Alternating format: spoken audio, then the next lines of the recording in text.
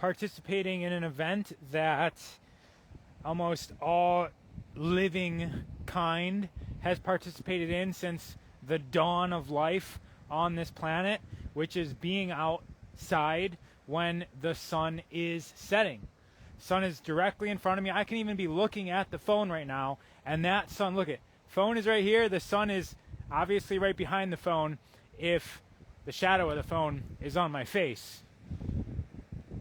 And so if we're outside during the day, inevitably there's going to be a time where the sun sets or the sun rises. And during that time, if you're outside and you're walking in the direction of the sun or towards the sun, or you're walking in circles, or you're doing something like this and then you turn around like that, that sun is going to come right into your eyeballs. And the reason why we do a practice like sun gazing is because most of us aren't outside that often. So we sit up from our couch and we go outside and we watch the sunset. Sun gazing is as simple as watching the sunset. Do you guys know that the most expensive real estate are in locations that have view of the sunrise and the sunset? And a lot of these locations are in places where the sunrise and the sunset are not blocked.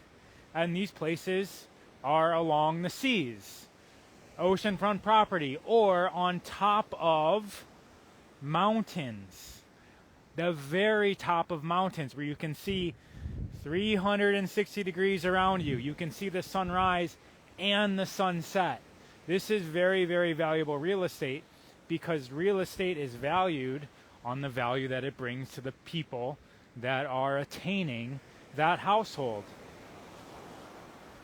Speaking of household, speaking of oceanfront household, let's go in here. This is badass. So you look, our own beachfront house. You checking it out? Got a little fire there. This is the view. Sunset's coming in. You guys, we build these here in Ventura because there's all of this driftwood that comes up. Little fireplace, little walkway, little altar. Come on. This is badass. That's what it looks like from the outside. It looks better from the inside, I feel. Oh, I should come film a Kriya here. I should have brought my windscreen. Hopefully you guys can hear me with this wind. My dog, Tigger, and I almost every morning. That's a dope spot for sure. Wonder if it's driftwood from our beach. I'm at Surfer's Point right now. Actually, no, I'm not. I'm much further away from there. All right.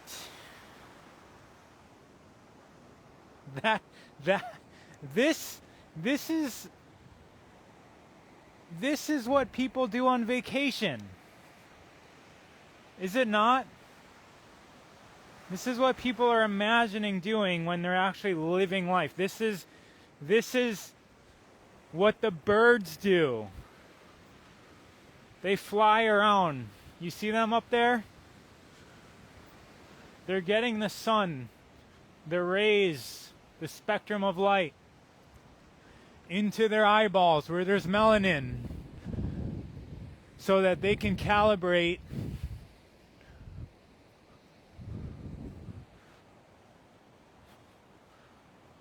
the essential life functions. Watching the sunset. Some people call it sun gazing. Look at this.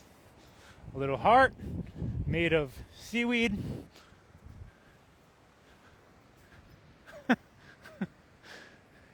There's a river. There's the ocean. There's some rocks. We just passed the house. Here's some man-made things. There's solar. Given a perfect... Probably get my account banned for showing that. Defecation. Not safe for kids. Okay, I got a lot of questions here now. Heaven is on earth. Really? Exactly. Heaven... Oh, I should look up... Somebody look up the etymology of heaven. I can't do it right now on my computer. I've seen a small pirate ship made from driftwood that the kids play in at Newport. Ventura River Inlet. Yeah, it's not... I mean... Yes. What should we do in Canada when we don't get a lot of sun, especially in cold months? You know what you have a lot of in Canada? White snow. And so, go outside. That snow's white for a reason, right? It's white because white reflects light. That means that anywhere where you see white, that's giving off full spectrum light. Humans can survive in wintertime. Humans can survive anywhere, but we're going to make ourselves sick if we get addicted to our conveniences. And so you can be in a warm climate and stay indoors because it's too hot out. If you can be in a cold climate and stay indoors because it's too cold out. Either way, the answer is to go outside. That's just 100% going to be the answer to thriving as a human being. Think about the snow as infinite little suns of white shining light and absorb that. Absorb it. There's no other colors. There's just whiteness.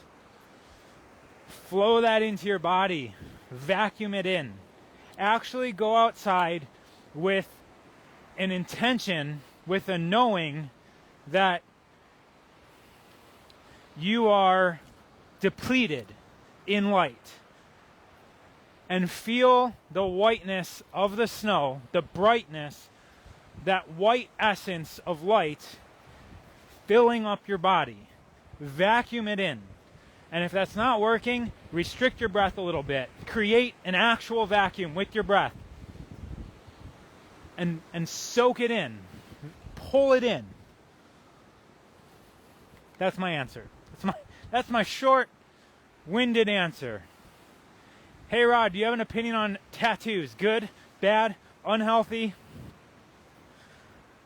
I mean, everything is kind of good and bad, right? I personally don't have tattoos. When I was younger, I used to just say, I don't have a tattoo, I'm badass enough as it is. Tattoos are also kind of like an art thing, which I think is kind of cool to wear, an expression of self. It is also encoding whatever that intention of that art is into self. What do you guys think about going back to that oceanfront property and doing some fascial maneuvers inside there where there's no wind? I'm not sure if the wind is actually coming into the microphone. If it's not, I'll stay out here in the sunlight. There's a pooping dog. Tattoos. So I don't really have an opinion on it because I don't have one. So I can't really give a statement from experience. You know, I always say that if you're going to get advice, there's three types of people to get advice from. There's someone who's done it and succeeded. That's the only type of person you should get advice from. The other type of person is someone who's done it and failed. And then the third type of person is someone who's never done it. So I fall into the third category here.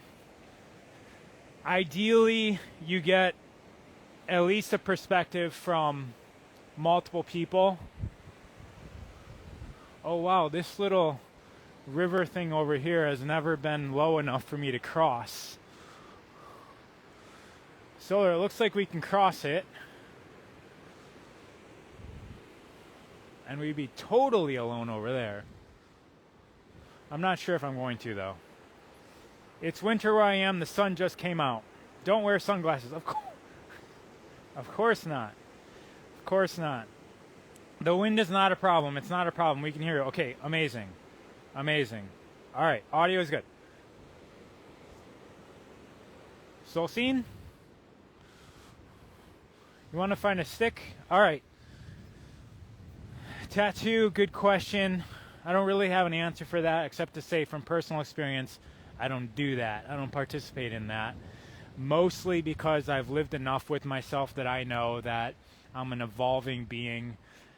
Tattoos are permanent. You can say that I would not like to commit to something on my body because I'm completely changing. And I'm not really one to be attached to things. I usually opt to not be attached. But back to the sun. Have you guys noticed the sun behaving differently? The environment is much different. I mean, look at that over there. Can you guys see those? Hold on. Can you guys see the clouds? How it's white? It's a little bit explainable being by the beach. You can say, oh, it's the water molecules in the air from the ocean. And then that's all fog.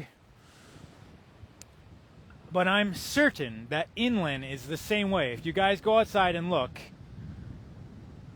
it's not smog. It's not fog. What is it? What is it? Could it be what is sprayed on us from above? Yes, that's exactly what it is, actually. And what is the purpose of that? It's probably many purposes, right? Weaponized against us to keep us enslaved in the system. But why? What would spraying stuff in the sky do? Could be nano robots, nanobots that go into our bodies and with 5G tells whoever has remote control everything about what's going on in the inner workings of our bodies. I think another function is it's blocking out the sunlight. Because the sun's changing, the sun's evolving. Just like the earth is evolving, just like we're evolving. Everything's evolving. And that light is the key. The light's like a tuning fork for our consciousness. You guys have seen those videos where somebody hits a tuning fork and holds up another tuning fork across the room and it starts vibrating. I have gongs in my office, and if I make noise, the gong starts vibrating. The light comes into us through the melanin in our skin, our hair, and our eyes. And it travels into our body, into the neuromelanin in our brain. And it starts making shifts. It starts to tune our body. That's literally what the purpose of melanin is. Melanin is not to block the sun. Melanin is to absorb the sun. Remember earlier when I was talking about white snow? White reflects light. All the light that hits it, it shines it back out. That's why it's white.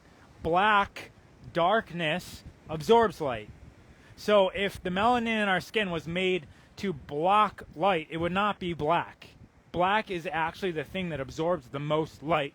Whoa! That's right. Phone drop.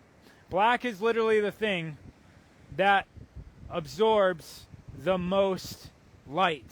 It absorbs light. That's why dark things are hot. That's why if you go outside with the black shirt on, you're hotter than if you have a white shirt. That's why football players put the black thing here, because it absorbs the light as opposed to it going into the pupil, which is what? The pupil is the darkest thing on our body. What color is it? I'm just getting my phone set here. What color is the pupil? Black. Why is it black? What does the pupil do? Absorb light so we can see. The melanin in our eyes, you imagine our eyeball, and then there's two cords. Actually, it's right here. eyeball, 2 cords coming off. One cord goes to the visual cortex, which is in the back of the brain. That's where we process this light frequency into an image that we know of as sight. And this other cord that comes off the light goes into hypothalamus, which is basically determining what nervous system we're using, sympathetic or parasympathetic. That means that it's telling our body if it's resting or digesting, or if it's in fight or flight mode. It's essentially like one of the most important decisions the body needs to make. Am I running or am I resting? Am I digesting or am I fighting something off? That is being determined by your melanin in your eyeball receiving light and bringing it into the hypothalamus. This is all explained in the book Light, Medicine of the Future, and it's written by an eye doctor, Jacob Lieberman or Jared Lieberman, eye doctor, ophthalmologist.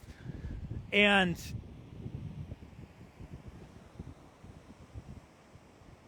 from the hypothalamus, it goes to the pituitary gland.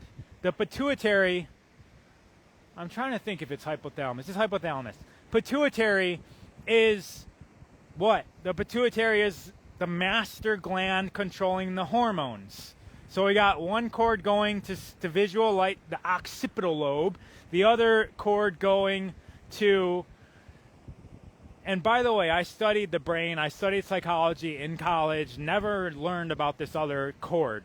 It's going to the pituitary gland. The pituitary is determining the hormones, another very important part of our life experience, of our body's ability to adapt to this environment that we're in.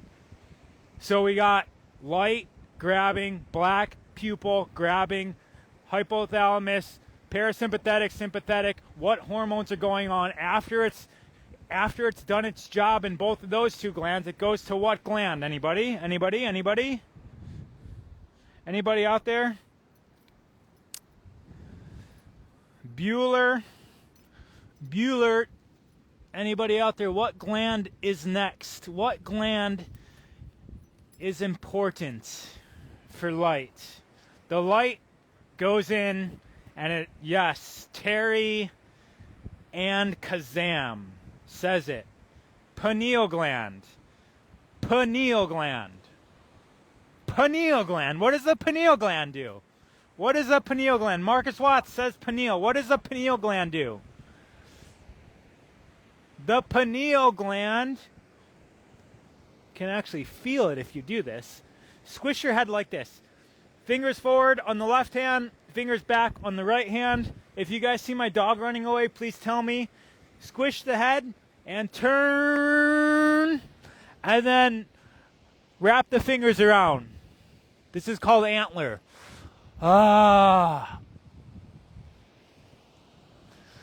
See if you can feel the pineal gland while you do this. Like literally connect to it. Move around. Free that sucker up, because it's been condensed. It's been shrunken. So when you're doing these maneuvers, you can actually put more intention in than just the fascia. Like, use some magic. Why not? I mean, if we're able to manifest a parking spot, why can't we manifest our pineal gland growing? If we're able to manifest a sugar drug curing a disease, like the placebo effect proves, then we should be able to create everything, right? So test it out. Test it out.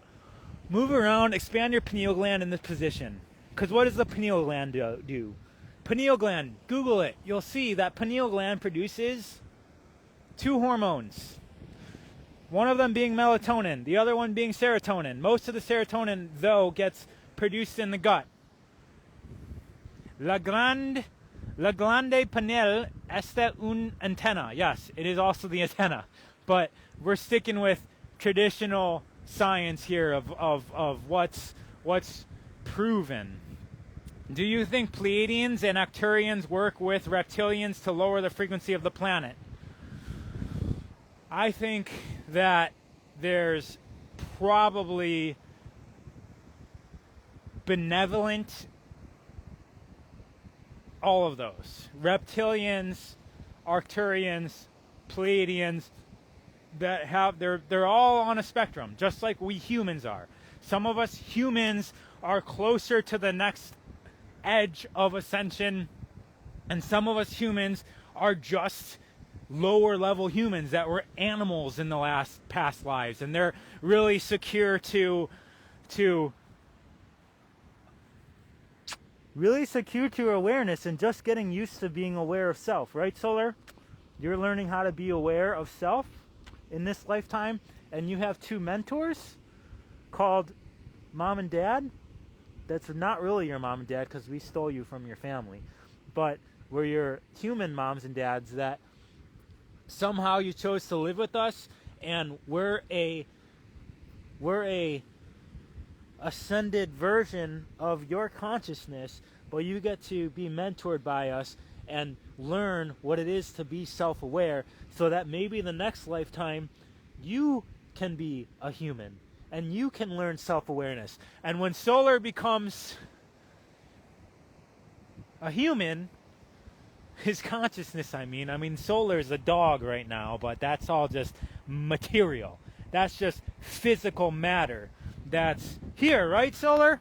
You're physical matter, you're a consciousness, you're a signal transmitted into a physical entity of flesh made of cells and microorganisms. But the actual you is the same stuff as the actual me, right? And the actual everyone else that's watching this video. We're all made of the same essence, the same consciousness, the same source. But we're separated into these different aspects. And our DNA is like an antenna, as this person was saying. And in this physical body, we have an expression of life that has limits. We have limits in this physical suit.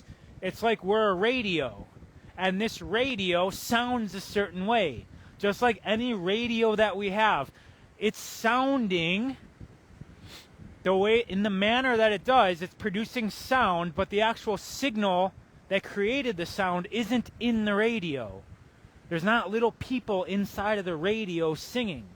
The radio is picking up a signal that's going into all of the radios, and then they're all expressing that signal in their own unique way. And that's what we are. That's what he is. And that unique way for him is he's closer to the edge of that density of consciousness. Animals, plants, they're aware. And this line right here, which is human on the other side, is self-awareness. Solar's learning self-awareness. He's learning to ask for food for himself. He's learning to guard his territory for himself. Some other animals they're learning that at that stage.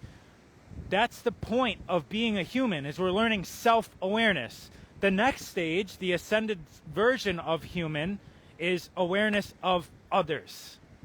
Awareness of other selves. Awareness of all selves. So in this current stage that we're in, we're strengthening our current awareness of ourself, because that's important so that we can transmit our awareness to others. Because what's the point of all of us humans being in an ascended level where we can share information about ourselves if we don't even know ourselves? That's why it's super important to know ourselves. This is why my entire life mission is about that. At 17 years old, I was like, I'm going to college. I'm going to study psychology. Because why wouldn't I want the user's manual to a human being? I am one. And then I got to college and I realized that that's not what they teach. They don't teach anything about how it is to live as a human being. This jaw muscle right here, it's connected to all of this. Okay, so all of this zone has, how can I say this? Matching parts in this zone and matching parts in this zone. The jaw especially is connected to the hips. And so same little twisty do that we did up there, twist into your jaw, and while I'm talking, it's really good to balance it out, although this microphone's making it all a little bit more difficult. It's very important for us to be aware of ourselves so that we can then know what it's like to be aware of another. If we're ignoring ourselves,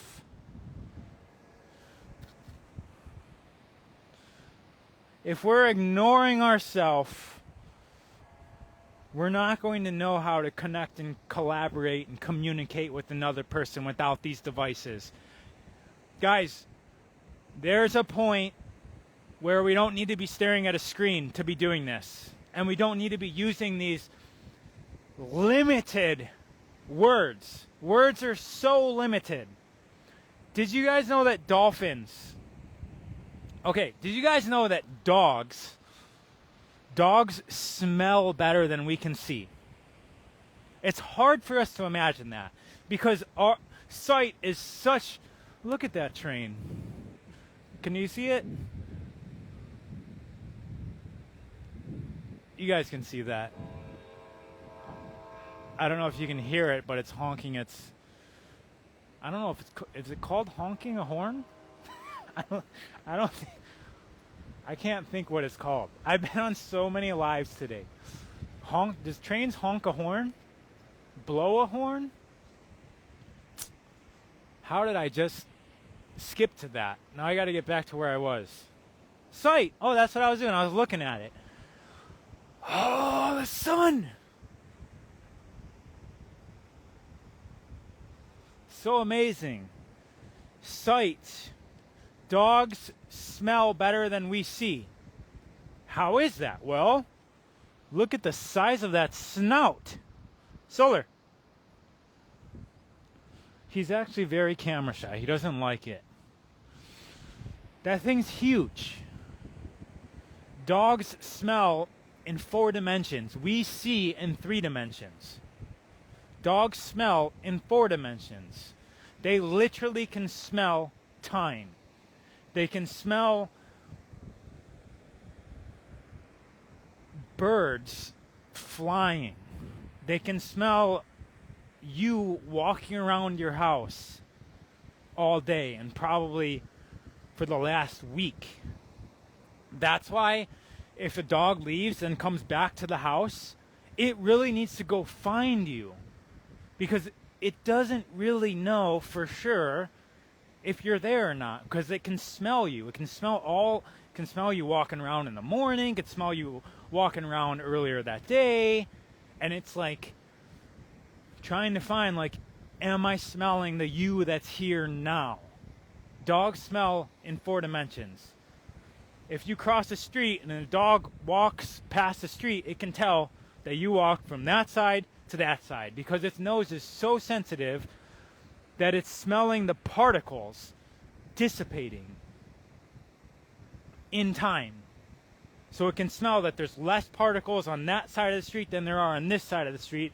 So therefore, the person moved across at a certain speed approximately this amount of time ago. Guys, I told you, the birds are out sungazing. These dudes do this, these pelicans, they coast right above the waves. There's no cliffs here, but they also coast right near the cliffs.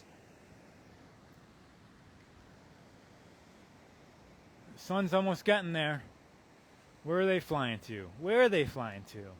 Right into the sun.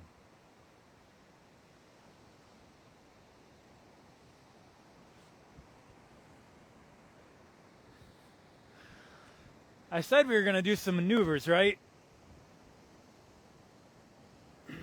Let me look at some of these. I haven't been a while since I looked at these comments. I'm so much more alive outside than I am trying to talk on these devices inside. Some are ascended and some are still at ass. Oops, I also woke up cheeky.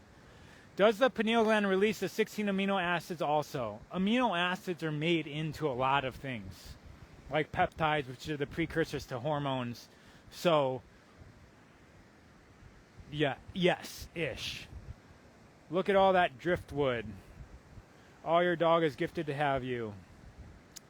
I say this to our dog. She is the most beautiful mirror for me on my human journey. This is what Dr. Cohen was saying also today. I don't know who that is. Light, Medicine of the Future, How We Can Use It to Heal Ourselves Now by Jacob Lieberman. That's the book I was talking about that explains the melanin thing. I am, and I still don't know what I want to be when I grow up. Nope. I mean, yes, that's called not being attached, which is the greatest place to be. You're setting the mood for something, mate. I've always said hoot the horn, blow. Where are you at? Toot a horn. Blow horn. Blow.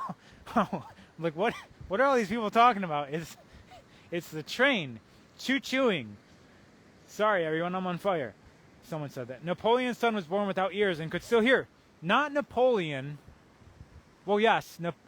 I was thinking Napoleon, the short man dude. Napoleon Hill is who you're talking about. Napoleon Hill. That's too long of a story. I think that's in Think and Grow Rich, though, right? Okay. Are you in the USA? Yes, I'm in California. Oh, please show that sun. What's an alternative for ADHD drugs? A natural pathway.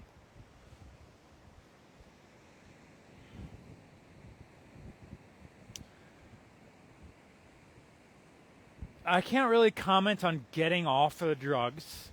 I don't have much experience with that. However, I would say that attention deficit hyperactive disorder, adult deficit. I can feel myself shivering right now. It is getting quite cold out here. Attention deficit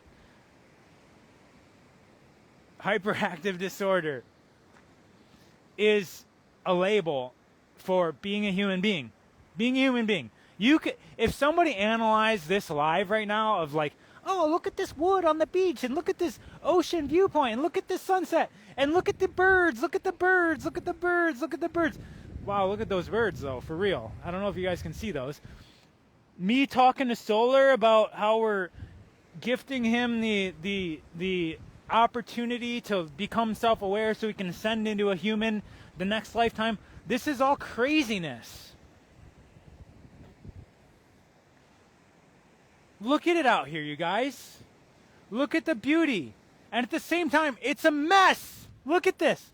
It's a mess. There's no order out here. This is not order. This is a beautiful mess. And that's life. And so if we're looking to put people into schools where it's organized and everything's 90-degree angles and we got lockers that are all situated and rows of chairs and desks and one teacher up front, and we all need to be quiet and listen and take our test, write our name at the top right with the date, fill in A, B, C, D, E. That's not this. Okay, so that's a disease. That's humans trying to fit a wild, expressing, trying to figure out itself human into a box. And so we say, this one doesn't fit into the box. It must be fill in the blank disease. That's actually what they taught me in psychology school. And it's a joke. I didn't even buy textbooks because I was like, this is a joke. I'm going to go home and download self-help seminars because that's really what I was looking for.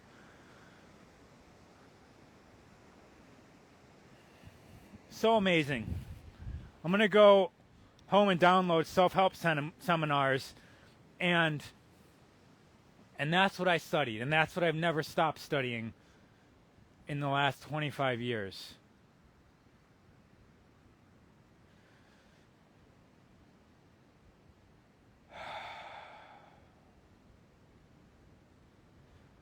Attention hyperactive disorder doesn't mean that you're not normal. It means that you have more energy than most people to find something to put the energy to use. Yes. Yes, that's another way of saying what I was saying. Just go look at kids at the playground. Take that's what they are, especially when you're talking about boys. Boys, I take my nephew here. Him and I are building things with this. We're breaking them. We're dragging them. We're seeing how, like, you bring a bunch of boys here, they're seeing how much they can carry at one time. And they're hurting themselves. They're cutting themselves. It's not pretty. Eventually they're fighting.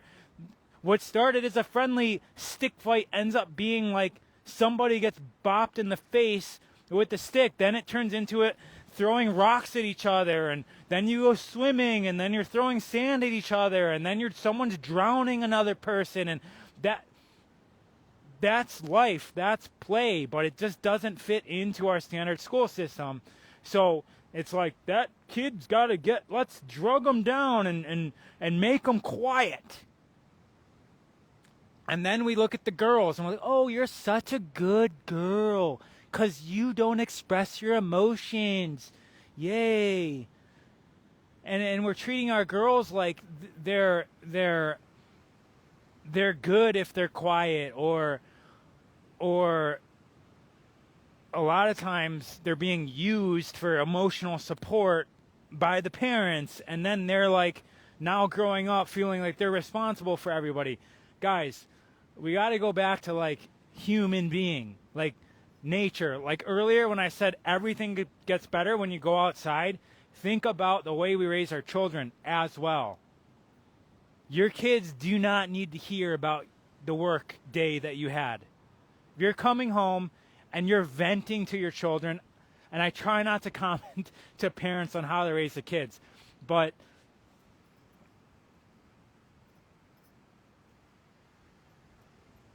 your kids can't handle, they can't do anything about your work life. And so I'm going to stop there because I try not to give parental advice because I'm not one.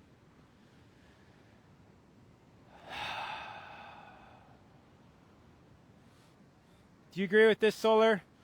Or would you like to give another perspective?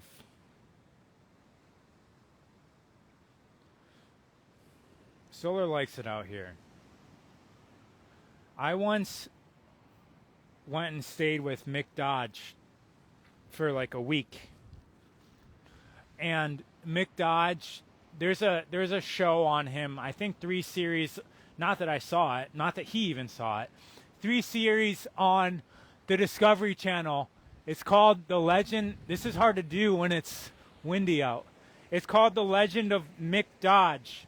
And oh, the sun set. I missed it. If you guys can see that.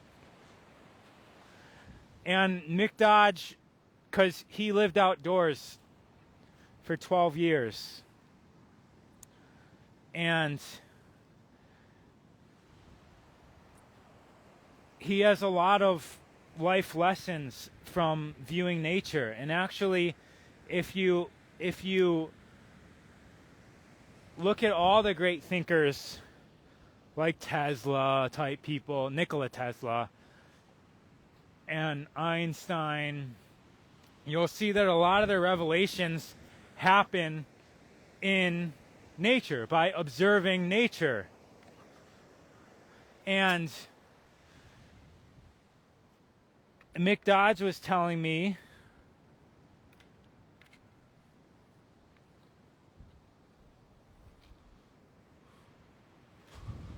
one time he was watching a snail crawl up a blade of grass. And he's watching this blade of grass whipping in the wind, and he's watching the snail crawl up this blade of grass. And eventually,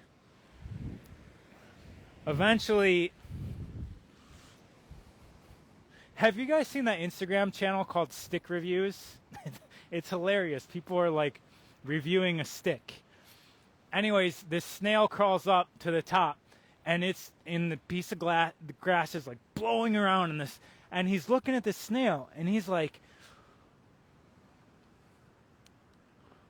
"This snail is just messing around. this snail is just messing around. It's just having fun. And then he looks up at the trees. And he's like, I'm going to go do the same thing. And there's lots of wind, and the trees are moving around. So he climbs up to the very, very top of the trees. And he climbs all the way up, and he's hanging on to the top of the tree as it's blowing around in the wind. And if you guys have ever been driving on like a forest road, you'll see clouds. And the clouds are like coming out of the trees. It's amazing. That's completely unrelated to what he's about to say. So he's blowing around in the wind, and then he has a revelation. And he has a revelation that the trees aren't blowing in the wind. The trees are actually pulling in the wind. They're breathing the wind, and there's so much trees, like he could feel the trees were sucking in the air, and that is what was, quote, causing the wind, or at least in the moment, that's what he felt. And I was just saying, observing nature. When you observe nature and you get these alternative perspectives, it can really teach you a lot. Because even just in that circumstance, you can think about being blown around in the wind, and then you realize that, like, oh wow, these trees aren't being blown by the wind, that they're actually causing the wind to nourish itself. And you can obviously apply that metaphor to all sorts of things in your life. The obstacle, the challenge is the way, right? The challenges are what give us the breakthroughs so that we breathe more growth into our life.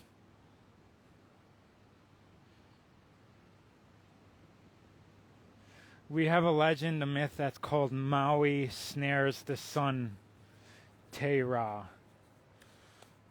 But it's not a myth. No myths are fake. If you even look up the etymology of myth, you'll probably see that it doesn't mean fake, but I'm not sure. Okay. I'm going to walk back. I home educate children. We're always outside around nature. Oh yeah, that was what we were talking about, right? I'm just getting my tripod back to down.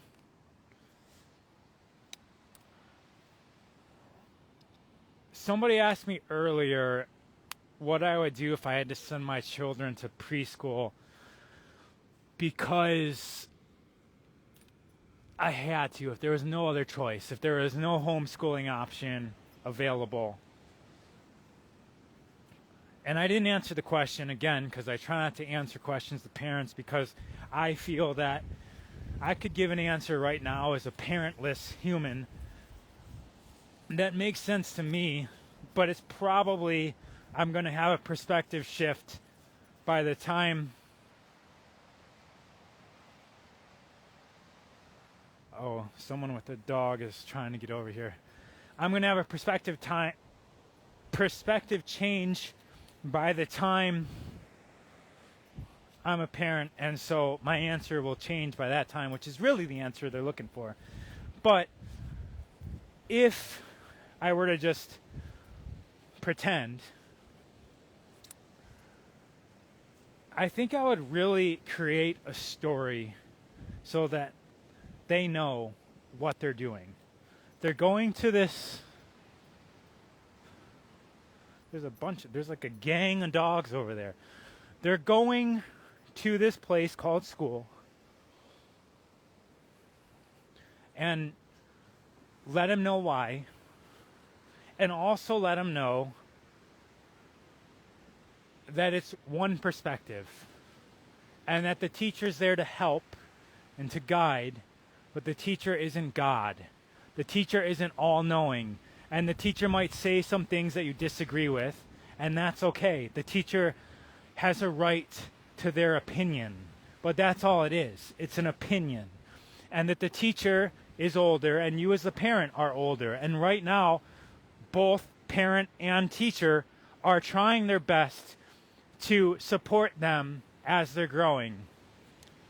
But they're the ones that are going to have the answers. And I know this might set a kid up to think that they're a know-it-all. But what kid doesn't think that at some point? The more responsibility you give somebody, I said that backwards. The more power you give somebody, the more responsibility ultimately they're going to need to practice. And it's better that children grow up understanding the responsibility that they have for their choices, the responsibility they have for their actions, and the responsibility they have to educate themselves, for them to determine the answers. Because what the school does is ask the questions. And to me, that's backwards. The kids should be asking the questions. The ones being educated should be asking the questions. The students should be asking the questions. Is that not what learning is? How are you going to take this kid, this child? How are you going to take this child who has literally infinite possibilities of perception, and you're going to start labeling things, teaching them a language that's very limited, teaching them language, I mean like everything. Like, this is a dog, this is a tree. They're not seeing it that limited. They're looking at this tree, and I don't even know what they're seeing. I can't even give you an example. But to them, it's like climbing, shade, color, vastness, tall. And you're like, tree has leaves, conical, and whatever the other one's called. Leaves drop in the wintertime. Grows an apple. Apples are green and red. You're like using this like reductionist language. And even those examples I gave of the kid is like super limited.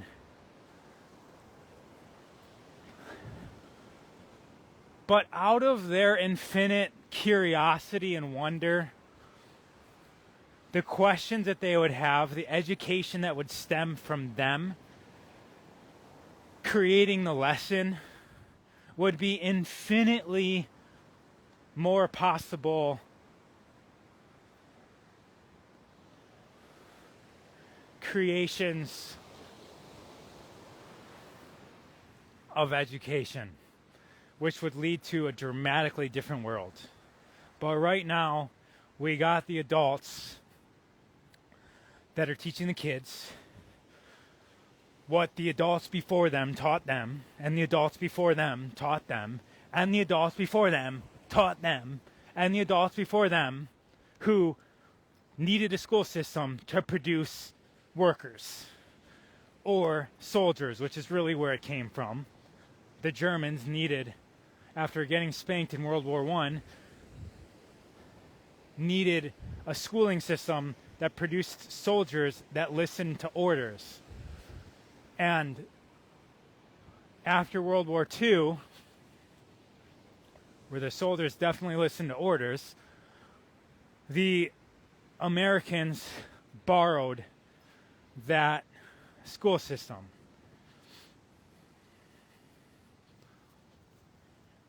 And I was going to go on another tangent, but it gets kind of dark from there, so I'm not going to. But you guys see how if the school system was flipped, if it was completely opposite, the students ask the questions, the students determine what we're going to learn today.